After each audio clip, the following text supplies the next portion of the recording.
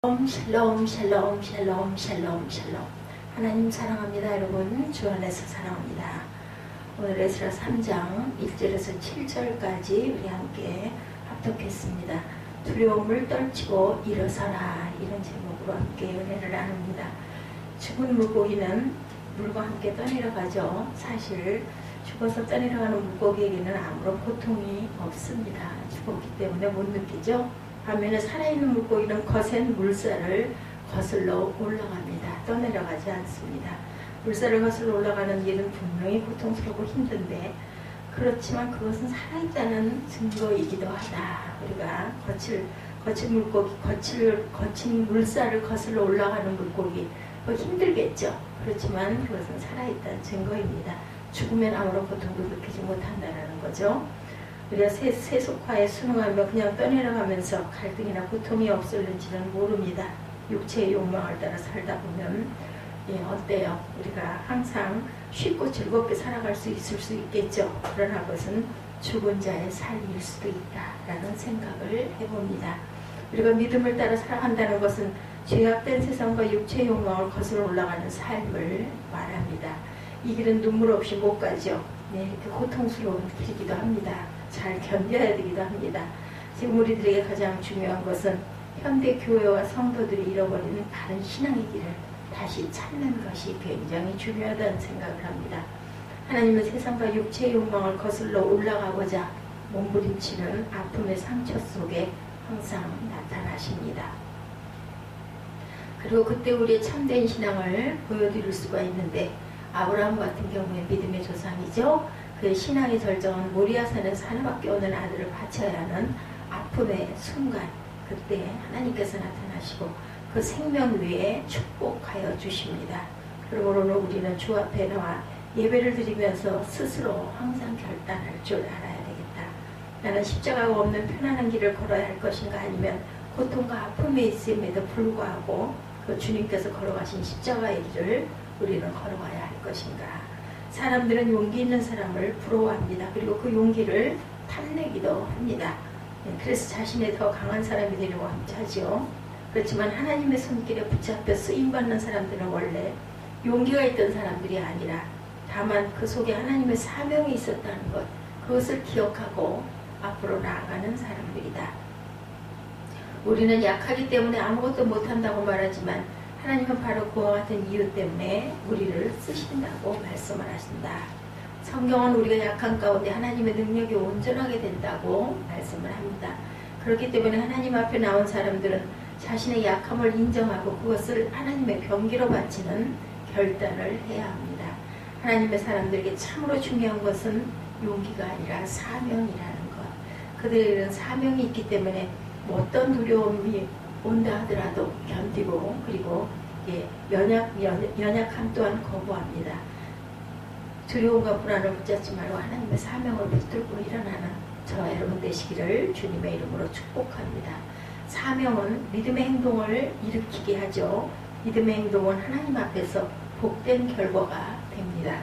이스라엘 백성들이 하나님의 인도로 그들의 옛날 고향 예루살렘으로 다시 돌아왔습니다.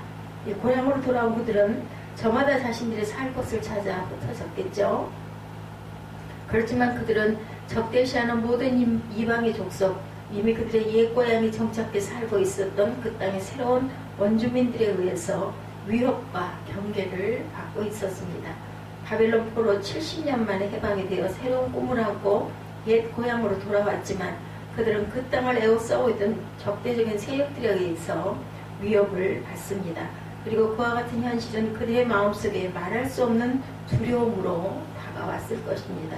이제 이스라엘 백성들은 자신들의 마음속을 짓누르고 있는 커다란 두려움으로 인해 그 땅에 돌아올 때 품고 있었던 모든 꿈을 포기해야 하는가 하는 위기에 직면하지 않을 수가 없었죠. 오늘 3절에 당시 이스라엘 백성들의 상태를 이렇게 기록합니다. 우리가 모든 나라 백성을 두려워하여 제단을 그 터에 세우고 그 위에 아침 저녁 야훼께 번제를 드리며, 이렇게 나타나 있습니다. 메시지 성경의 이 부분을 이렇게 번역합니다.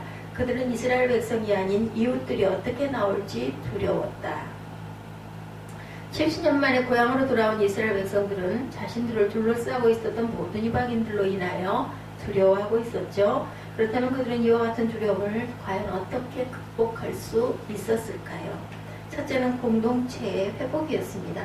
두려움에 엄습할 때 우리를 더 두렵게 하는 것은 두려움의 직면에 있는 것은 나 혼자뿐이라는 생각을 하게 될 때입니다. 나 혼자서 이 짐을 져야 한다는 생각이 우리를 두려움에 빠지게 합니다. 그런데 사실은 내 주변에는 동일한 위기를 겪고 있는 이웃들이 있다는 것. 그렇지만 우리 모두는 어때요? 항상 홀로 두려움의 벽 앞에 서 있다는 생각을 비워야 되겠다. 70년 만에 옛 고향으로 돌아온 이스라엘 백성들은 처음에는 모두 자신들의 살 곳을 찾아 흩어집니다. 그리고 흩어졌던 그들에게 찾아온 곳은 꿈과 희망이 아니라 먼저 정착하고 있던 이방인들이 어떻게 나올지 대한 것에 두려움이었죠. 이스라엘 백성들이 이와 같은 상태에서 어느 날 놀라우신 하나님의 역사를 통해 그들이 함께 모임으로 공동체를 부활시킵니다.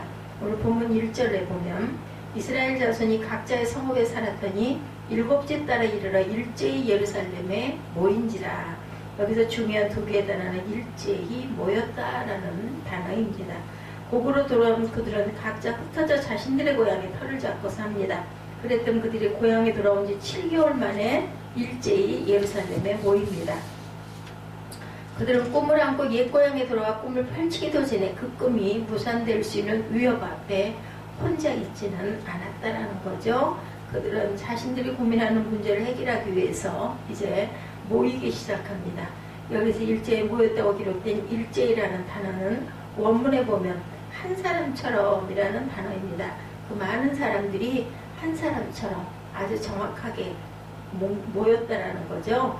그때 학계나 스가랴와 같은 선지자들이 메시지를 듣고 깨우침을 받아 그들은 모였을 수도 있었을 겁니다. 그래서 그들은 이제 한 사람처럼 일사불란하게 공동체로 다 그죠? 어떻게 해요? 뭉쳐졌다라는 거죠. 그리고 그들은 기도합니다. 신약성경의 기자들이 다시 오실 주님의 재림을 기대하면서 그 시대의 절망과 두려움을 극복하기 위해 호소했던 가장 중요한 메시지도 동일한 것입니다. 그것은 모이기를 패하지 말아라 이 말씀이죠. 히브리서 10장 25절의 말씀 보면 모이기를 패하는 어떤 사람의 습관과 같이 하지 말고 오직 고나여 그날이 가까움을 볼수록 더욱 그리하자 이렇게 나타나 있습니다. 예수님이 다시 오실 때 가까움을 볼수록 서로 격려하며 더욱 모이기를 힘써라 이런 뜻이죠. 그런데 초대교회보다 훨씬 더 주님의 재림이 가까운 이 시대를 살고 있는 오늘 우리는 우리 앞에 서 있는 두려움의 벽을 넘어서기 위해서 함께 모이기를 힘쓰고 있을까? 누가복음 제일 마지막 장에 보면 예수님이 승천하시기 직전에 당신의 제자들에게 그들이 나가서 무슨 새로운 일을 시도하기 전에 그들이 먼저 해야 할 일 말씀하시죠. 누가복음 24장 49절에 볼지어다 내가 너희 아버지께서 약속하신 것을 너희에게 보내리니 너희는 위로부터 능력이 입혀질 때까지 이 성에 머물라 하시니라 이렇게 말씀하죠. 머물라 그리고 기도하라. 약속하신 성령의 능력을 체험을 받아라. 그리고 나가서 무엇인가를 시도하라 이런 뜻이죠. 이런 가르침 앞에 당시 초대교회 제자들의 모습은 사도행전 1장 14, 5절의 말씀을 통해서 우리가 알겠는데 여자들과 예수의 어머니 마리아와 예수의 아우들과 더불어 마음을 같이하여 오로지 기도하기에 힘쓰더라. 모인 무리의 수가 약 120명이나 되더라. 그때 베드로 그 형제들 가운데 일어서서 이르되 베드로죠. 그들은 일단 모였습니다. 그리고 기도에 힘쓰기로 한 겁니다. 그리고 다음 순간 그들에게 어떤 사건이 일어났는지 우리는 잘 알죠. 오순절 성령 사건이 일어납니다. 그들은 갑자기 한순간 성령의 능력을 입고 벌떡 일어섭니다. 그리고 사도행전의 새로운 역사가 펼쳐지죠. 우리가 초대교회 사도행전의 역사를 계속해 따라가 보면 끊임없이 반복되는 구절은 초대교회 그리스도인이 성전에서 그리고 집에서 모였더라. 그들은 성전에서만 모인 것이 아니라 집에서도 모였습니다. 오늘 우리식으로 말하면 주일에 성전에서 모이고 주일을 피한 주중에 어떤 날에는 그들이 각 집집마다 모여 각각의 집에 모여 함께 기도했다 이런 내용입니다. 우리가 주일에 한 번 전체가 모여서 예배를 드리지만 그 예배만으로는 부족하기 때문에 우리가 구역에서 모이기도 하죠. 그것을 어떻게 우리가 극복할 수 있겠는가? 다른 곳으로 이주에 쫓아다니는 것이 아니고 믿음의 공동체 형제들과 함께 하는 것. 그래서 때 있는 사람들이 집에서 함께 모여 그들의 마음속에 있는 두려움과 염려를 서로 나누고 그리고 함께 기도한다. 그리고 그 순간 우리는 하나님의 놀라운 은혜와 기적을 경험하게 됩니다. 이것이 우리가 주일이 아닌 다른 어떤 날 모이는 모임의 중요한 이유죠. 부용 모임. 그냥 주일날 모였다 흩어지는 것으로 끝나는 것이 아니라 정말 진솔하게 자신의 마음을 열고 기도 제목을 나누고 함께 기도하는 그곳에서 한대 기적을 경험하는 공동체가 위대한 시대를 열어간다라는 겁니다. 그들은 더 이상 이제는 두려워하지 않고 담대하게 복음의 증인으로 다시 태어날 수가 있었습니다. 기독교 역사에서 핍박과 환란으로 교회 건물이 없을 때 우리의 신앙의 선배들은 자신의 집에 모여 예배를 드렸습니다. 예배의 환경은 최악이었을 것이고 예배 자체는 부흥회였을 것입니다. 평소에 예배의 중요성을 알지 못하는 사람들이 건물이 없으면 신앙이 끝나야 할까? 아니죠. 우리의 삶의 자리에서도 예배는 계속될 수가 있어야 합니다. 요한복음 4장에 보면 우물가에서 예수님과 사마리아 여인과의 대화 기록되어 있습니다. 한참 대화가 진행되고 있다가 갑자기 여인이 예수님에게 묻습니다. 우리 조상들은 내가 살고 있는 사마리아 산에서 하나님을 예배했는데 왜 당신이 속한 유대인들은 예루살렘 성전에서 예배를 꼭 해야 합니까? 이렇게 묻죠. 사마리아냐 예루살렘이냐 예배의 장소가 어디냐를 가지고 묻는 거죠. 그때 예수께서 대답하시죠. 요한복음 4장 24절에 하나님은 영이시니 예배하는 자가 영과 진리로 예배할지니라. 이 부분은 현대적인 언어로 번역하면 하나님은 순전하게 존재 그 자체본 영이시다. 그러므로 하나님께 예배드리는 사람은 자신의 존재와 자신의 영과 자신의 참된 마음으로 예배를 드려야 한다는 뜻입니다. 한마디로 말해서 예배 장소가 문제가 아니라 눈에 볼 수 있는 유형적인 성전이 있느냐 없느냐 하는 것이 본질적인 문제가 아니고 본질은 예배자의 마음, 예배자의 태도다 이런 말씀입니다. 정말 내 육체만이 아니라 내 영으로 그리고 진실한 마음으로 어디서든 하나님께 나올 수 있어야 되겠다. 그것이 바로 참된 예배의 본질이라는 거죠. 이런 참된 예배가 성전 안에서 뿐만 아니라 자신들의 가정과 일터에서도 가능할 수 있다는 것을 우리가 경험합니다. 그래서 직장 안에도 그죠 예배가 있습니다. 믿는 믿음의 그 직장들은 그렇죠. 그리고 그곳에서 참된 예배를 배우기 시작합니다. 성전에서만 아니라 우리의 가정과 직장에서 드려지는 예배를 통해서도 성령의 역사를 우리는 경험할 수가 있다. 하나님은 성전 안에서만 계시는 분이 아니고 성전 밖에도 계시고 무소부재하시다는 것을 잊지 않는 저와 여러분들이 되셔야 되겠죠. 하나님 앞에서 참된 예배를 회복하고 참되고 진정한 예배가 내 안에서 회복될 수 있다면 인생의 모든 두려움은 떠나갈 것입니다. 그리고 하나님의 나와 더불어 어디에서나 함께 하시는 놀라운 은혜를 경험하게 되겠죠. 하나님께 집중하시고 하나님 앞에 엎드리시고 하나님을 사랑하는 사람들과 함께 손잡고 예배드려야 합니다. 내 안에서 우리 안에서 예배가 회복되는 순간 모든 두려움은 사라질 것이죠. 하나님의 은혜가 내 안에 있는 두려움을 녹여버릴 것입니다. 사탄은 끊임없이 두려움을 통해서 믿음의 사람을 흔들지만 믿음의 사람은 신실하다. 하나님을 신뢰하는 가운데 예배를 통하여 두려움을 떨쳐버리고 다시 일어나야 되겠다라는 거죠. 우리가 어떻게 두려움을 극복하고 일어설 수 있겠는가? 세 번째, 감사의 회복이죠. 바벨론 포로에서 돌아온 이스라엘 백성들이 두려움을 극복하기 위해서 한 일은 예루살렘에 한 마음으로 모여서 제단을 만들고 제물을 태워 하나님께 올려드리기 시작합니다. 그들에게 무너졌던 예배가 다시 회복되는데 그 다음에 그들이 한 일은 초막제를 지켰다. 본문 4절을 보면 기록된 규례대로 초막제를 지켜 번제를 매일 정수된 날에 드리고, 여기서 초막제는 장막절이라고도 하죠. 과거 이스라엘 백성들이 애굽에서 나와서 광야 생활을 할 때 그들은 장막 혹은 초막을 가지고 다녔습니다. 그래서 그들은 일정한 정소에 가면 장막을 치고 하룻밤 혹은 며칠을 유숙하다가 장막을 걷고 이동합니다. 그죠? 구름 기둥이 움직이는 대로 멈추면 그 자리에 멈추고 다시 발행하면 따라가고 했었습니다.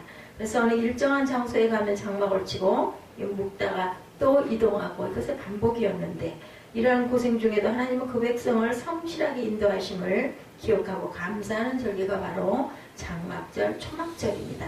지금도 이스라엘 백성들은 10월에 장막절을 지키는데 호텔 옆에도 장막을 친다고 합니다.